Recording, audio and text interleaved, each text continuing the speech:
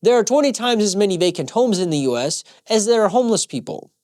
Do with that as you will. In the great US of, housing has never been more expensive. Rent has never been more expensive. Taco trucks have never been more expensive. No, I said one chicken taco, not a gourmet meal cooked on site by Lord Gordon Ramsay himself. Still $9?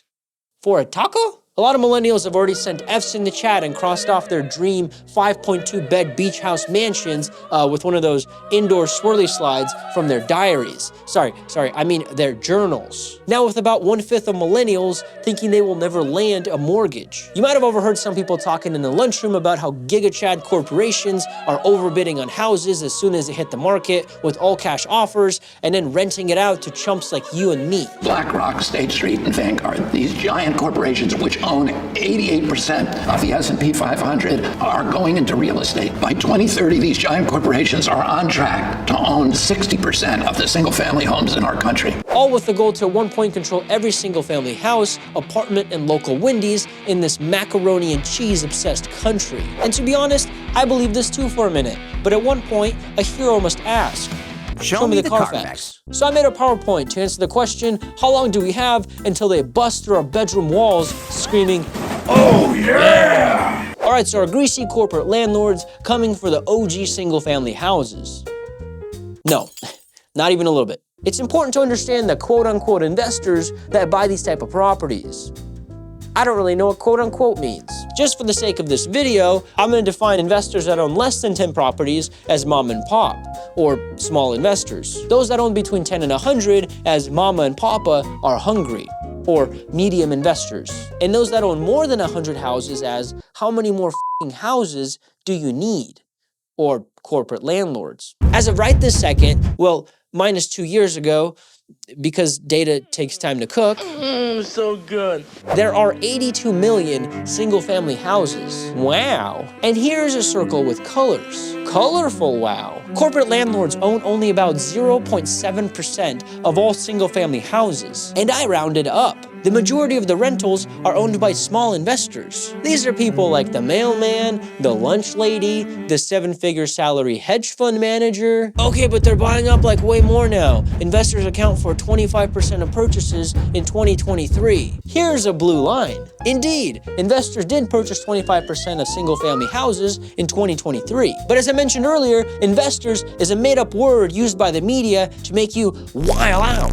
Check out this line. It's mostly small and medium investors. Corporate landlords only make up 1/5 of the 25%. Or you could say they're consistently buying 5% of single-family homes that go for sale. I'm not scared anymore. But they're building a bunch of for-rent communities. About 1.4 million homes are built every single year. Only 90,000 are built to rent. Have you ever done math? Because that's 6.4%. Now that percentage has picked up in the recent years, but not really something to wow out about, you know? In reality, corporate landlord greaseballs don't really want single-family houses. Why are you running? They're hard to manage, they have vacancy risks, they're costly to acquire on a large scale.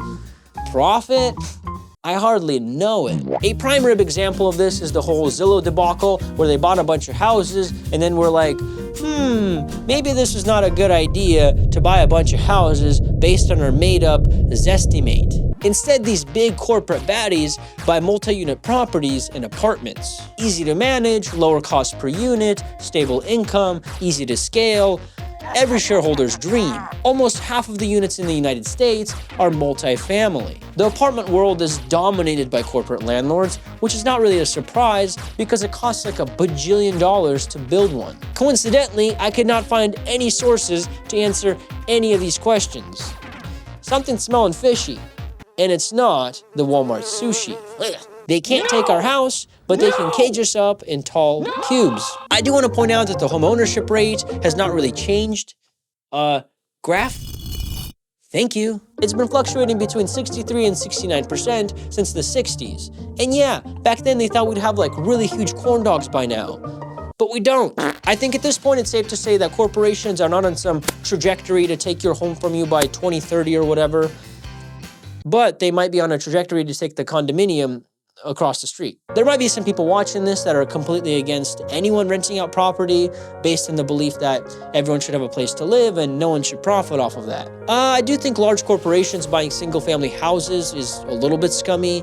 I mean, why don't you just grow up and buy a Las Vegas casino like a real man? But if a little fella wants to diversify, why not? If they want to create some financial security and a little bit of extra income by risking their precious V-bucks and having a few mental breakdowns because dealing with people is, yeah, I say let the boy cook. Yeah, boy. Investing in real estate is a great option as long as you're doing it ethically. And by that I mean you provide a place that is safe, well-maintained, and comes with free backrub coupons. However, after like 10 properties, you gotta ask yourself, how much do you really need?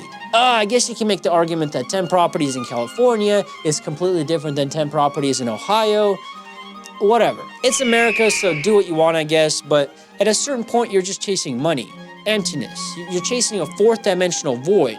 There's like a little ghoul in there with you too. Depression. In this video, I did not talk about the 3 companies that RFK Jr. mentioned.